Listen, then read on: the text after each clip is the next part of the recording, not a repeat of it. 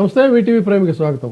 గుజరాత్లో లాగా మనమే అజేయంగా 15 సంవత్సరాలు పాలిస్తామని చెప్పని చంద్రబాబు నాయుడు గారు ప్రకటించారు. అంతకు ముందేమో ఒరిస్సాలో పట్నాయక్ లాగా మనమే అజేయంగా పరిపాలించాలని చెప్పని పవన్ కళ్యాణ్ ఆయన ఒక ప్రకటన చేశారు. 15 సంవత్సరాలు మనమే ఉట్టికి పట్టుకొని ఊగులాడాలనేటువంటి రీతిలో వాళ్ళు ఇస్తున్నటువంటి ప్రకటనలు అయితే బానే ఉంది. కానీ ఈ మధ్య టీవీలో ఒక యాడ్ వస్తుంది, దాంట్లో వాడు క్యూరియాసిటీ ఎలా అంటాడు. ఆ విధంగా 15 సంవత్సరాలు ఎలా మీరు పరిపాలిస్తారని చాలా మీ ప్రకటనలు చూస్తే నవ్వు వస్తుంది. ఎందుకంటే మీకు అధికారం ఇచ్చి సజావుగా పరిపాలించమంటే 2 సంవత్సరాలు కూడా పూర్తి కాకముందే ఎక్కడ చూసినా అరాచకం, అసంతృప్తి, అప్పులు, ఒకటి కాదు, ఒక సమస్య కాదు. విద్యార్థుల్లో అసంతృప్తి, ఉద్యోగుల్లో అసంతృప్తి, మహిళల్లో అసంతృప్తి, వృద్ధుల్లో అసంతృప్తి, లా అండ్ ఆర్డర్ అనేది పూర్తిగా గాలి వదిలేసినటువంటి పరిస్థితి. ఎప్పుడు చూసినా వివాదాలు. మీకు పడుకున్నా నిద్ర లేచినా కూడా మీకు కనిపించేది జగన్మోహన్ రెడ్డి తప్ప ప్రజలు కాదు. సో ప్రజా సంక్షేమం పూర్తిగా గాలికి వదిలేసేసినటువంటి పరిస్థితి. అలాంటి ఈ పాలనలో మీరు ఇంకా 15 సంవత్సరాలు, ఇది ఒక 3 సంవత్సరాలు, ఇంకో 15 సంవత్సరాలు అంటే 18 సంవత్సరాలు పాలించాలని కలలు అంటున్నారంటే అసలు ఓకే, మీ యొక్క ధైర్యం ఇదేంటంటే అగ్రస్థాయిలో మీరంతా కూడా ఐకమత్యంగా ఉన్నారు, బాగానే ఉంది. మరి క్షేత్రస్థాయిలో వాస్తవాలు ఏంటనేది కూడా ఒకసారి చూసుకోవాలి కదా. కూటమిలో అంతర్గతంగా సమన్వయం ఉందా, బలహీనతలు ఉన్నాయా అంటే మీరే ఒప్పుకుంటున్నారు. కింది స్థాయిలో ఇంకా మనం బలోపేతం చేయాలని చెప్పని ఏం బలోపేతం చేస్తారు? టీడీపీ, జనసేన, బీజేపీ కూటమి పైన పటారం లోన లటారం అన్నట్టుగానే ఉందనేది మీకు కూడా తెలిసినటువంటి పరిస్థితి. పవన్ కళ్యాణ్ కి, చంద్రబాబు నాయుడు గారికి వాళ్ళకి సమన్వయం ఉంటే ఉండొచ్చు గాక, బీజేపీతో కూడా సమన్వయం లేదనేటువంటిది పచ్చి నిజం. సరే, వాళ్ళేం మాట్లాడే పరిస్థితి లేదు, అధిష్టానం ఎలా చెప్తే వాళ్ళు అలా నడుచుకుంటారు. ఇక అసంతృప్తి గడాల విషయానికి వస్తే తాజాగా అసెంబ్లీ సాక్షిగానే అక్కడ జరుగుతుంది ఏంటంటే సీనియర్ మోస్ట్ లీడర్ అయినటువంటి యనమల రామకృష్ణుడి పట్ల ప్రవర్తించినటువంటి తీరు అనేటువంటిది చాలా స్పష్టంగా కనపడుతుంది. ఆయన అసంతృప్తి మరొకసారి మళ్ళీ కనిపించింది. ఇక టీడీపీలో పాత వర్గం, లోకేష్ వర్గం అనేటువంటి 2 వర్గాల మధ్య సమన్వయ లోపం చాలా స్పష్టంగా కనిపిస్తుంది. వైసీపీ మీద తీవ్ర స్థాయిలో విరుచుకుపడి ఒక స్టాంచ్ లీడర్ గా ఉన్నటువంటి దేవినేని ఉమామహేశ్వరరావు పాత సామాను కింద ఏ విధంగా మూలక తోసేశారు అనేటువంటిది అందరికీ తెలిసిందే. ఇక ఉంగుటూరు గన్ని వీరాంజనేయుల విషయంలో వస్తే పొత్తులో భాగంగా ఏం జరిగింది అనేటువంటి తెలుసు. ఆయనకి ఆప్కాబ్ లాంటిది ఇచ్చినా కూడా ఆయన అయితే తీవ్ర అసంతృప్తితోనే ఉన్నటువంటి పరిస్థితి. ఇక కన్నా లక్ష్మీనారాయణ, ఆయన్ని తీసుకొచ్చి ఆయనకు మంత్రి పదవి ఇస్తానని చెప్పి ఈ రోజుకి కూడా ఏ రకమైనటువంటి పదవి లేదు.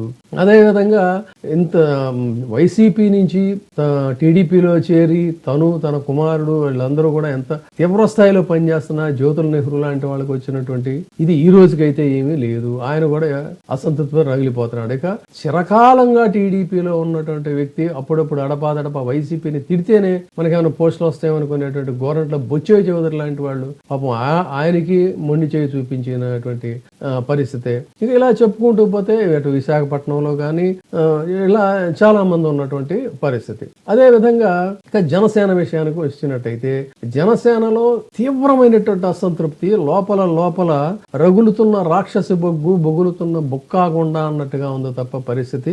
ఒక్కసారిగా వాళ్ళంతా కూడా బగ్గున బయటపడేటువంటి పరిస్థితి ఉంటుంది. ఆదినారాయణ రెడ్డి బీజేపీలో ఎంత డైరెక్ట్ హిట్టింగ్ గా మాట్లాడాడో తెలుసు, అంతకంటే ఎంబరాసింగ్ సిచ్యుయేషన్ మరొకటి ఉండేటువంటి ఇది లేదు. సో అక్కడ ఏం జరుగుతుంది అనేది కూడా తెలుసు. ఎందుకు అన్నట్లయితే నామినేటెడ్ పదవుల్లో సోమవీర్రాజు గారు అయితే ఆయన సంగతి సరే ఆయన ప్రస్తుతం మౌనంగా ఉన్నా కూడా ఆయన తీవ్రమైనటువంటి అసంతృప్తి. ఆయనకి అసలు ఎప్పుడు కూడా టీడీపీతో శైలి అవటం అనేటువంటిది ఆయనకి ఇష్టం ఉన్నటువంటి వ్యవహారం అయితే కాదు. ఇక జనసేనలో క్షేత్రస్థాయిలో చాలా మంది వాళ్ళకి సరైనటువంటి సముచితమైనటువంటి స్థానం లేదని చెప్పి ఈ మధ్య చిన్న చితగా చాలా మంది కూడా రిజైన్ చేసి బయటకు వచ్చేసారు. బొలిశెట్టి శ్రీనివాస్ అయితే యాజ్ అండ్ వెన్ అవసరమైనప్పుడల్లా తన యొక్క అసంతృప్తి గళాన్ని ఆయన వినిపిస్తూనే ఉంటాడు. తర్వాత ఈ బొలిశెట్టి సత్యనారాయణ చాలా గట్టిగా జనసేన వెనకేసుకొస్తూ టీవీ డిబేట్స్ లో తన గళాన్ని వినిపించినటువంటి వ్యక్తి.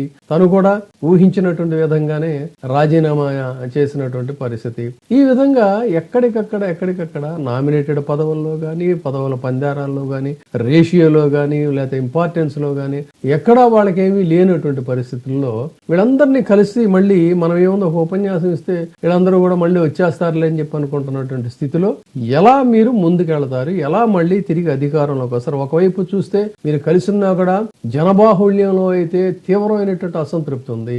ఈ అసంతృప్తిని కప్పిపెట్టి సాక్షాత్తు గవర్నర్ తోనే అది జెట్ స్పీడ్ లాగా వెళ్ళిపోతా ఉంది అని చెప్పి, దూసుకుపోతుంది అని చెప్పన్నారు. ఏమిటి జెట్ స్పీడ్ లా దూసుకుపోతుందంటే అప్పుల కుప్ప తప్ప అభివృద్ధి కాదు. దీనికి మీరు ఆహా ఓహో అని చెప్పని మీకు మీరే అనుకుంటే పర్వాలేదు, కానీ క్షేత్రస్థాయి వాస్తవాలు మాత్రం ఇది. ఇక గంటా శ్రీనివాసరావు అసంతృప్తి చెప్పాల్సినటువంటి పని లేదు. ఇంకొక చింతమనేని ప్రభాకరు, ఆయన సంగతి కూడా తెలిసిందే. తర్వాత నల్లమిల్లి రామకృష్ణారెడ్డి పొత్తులో భాగంగా తన సీటు బీజేపీకి ఇవ్వాల్సి రావడంతో ఆయన కూడా తీవ్రమైన నిరసన. తర్వాత ఎవరు విజయనగరం నుంచి విక్రమ్, ఇట్లా చాలా ఒకటి కాదు, ఇక్కడ చాలా పేర్లు ఉన్నాయి. ఈ చిలకమ మధుసూదన్ రెడ్డి రాయలసీమ ప్రాంతంలో ఆయన అసంతృప్తిగానే ఉన్నాడు. విష్ణుకుమార్ రాజు అయితే బహిరంగంగానే తన యొక్క అసంతృప్తిని వివిధ అంశాల ప్రాతిపదికగా ఆయన వెల్లడిస్తూనే ఉన్నాడు. ముఖ్యంగా లడ్డూ వ్యవహారం మీద కూడా ఆయన చాలా నిక్కచ్చిగా మాట్లాడాడు. స్టీల్ ప్లాంట్ మీద కూడా ఆయన మాట్లాడినటువంటి పరిస్థితి. ఈ విధంగా ఇంకా చూసుకుంటూ పోతే జెడ్పీటీసీ, ఎంపీటీసీ టిక్కెట్ల పంపిణీలో కానీ అది కానీ ఇది కానీ లేదు, పోలీస్ స్టేషన్స్ లో వాళ్ళ మాట చెల్లుబాటు కానటువంటిది ఒక టీడీపీ వాళ్ళకి తప్ప. ఇలా ఒకవైపు కూటమిలో లొకలొకలు ఉంటే మేము 15 సంవత్సరాలు పరిపాలిస్తామని చెప్పని మీరు చెప్పుకుంటున్నటువంటి ఇది. వైఎస్ఆర్ సిపి ఏమో గతంలో మమ్మల్ని వేధించింది కార్యకర్తలుగా, ఇప్పుడు కూడా మాకేమీ న్యాయం జరగట్లేదు, పోలీస్ స్టేషన్కి వెళితే మా మాట ఎవరు వినడం లేదు, ఒక టీడీపీ నాయకులు చెప్తేనే, అది కూడా సెలెక్టెడ్ లీడర్స్ చెప్తేనే వినాలనేటువంటి ఆదేశాలు వాళ్ళకి వెళ్ళినట్టు ఉన్నాయని చెప్పని జనసేనను బీజేపీ ఇద్దరు కూడా వివిధ ప్రాంతాల్లో నియోజకవర్గాల స్థాయిలో వాళ్ళు వాపోతున్నటువంటి పరిస్థితి. సో ఇలాంటి పరిస్థితుల్లో 15 సంవత్సరాలు మీరు పరిపాలిస్తారంటే గుజరాత్కి మీకు అసలు పోలికేంటి? గుజరాత్ లో ఉన్నటువంటి అభివృద్ధి ఏంటి? గుజరాత్ లో ఉన్న జిఎస్డిపి ఇదేంటి? గుజరాత్ లో ఉన్నటువంటి శాంతి భద్రతలు ఏంటి?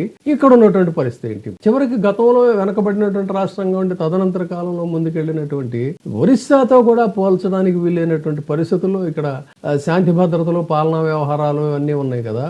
ఎలా మీరు పోల్చుకుంటారు? ఎలా 15 సంవత్సరాలకు వస్తారు? ఎలా అనేటువంటిది మీరే డిసైడ్ చేసుకోండి. Thank you. ఇప్పుడే సబ్స్క్రైబ్ చేయండి, లైక్ చేయండి, షేర్ చేయండి. VTV ప్రైమ్, మీ ఉత్తమాభిరుచుల సమ్మేళనం.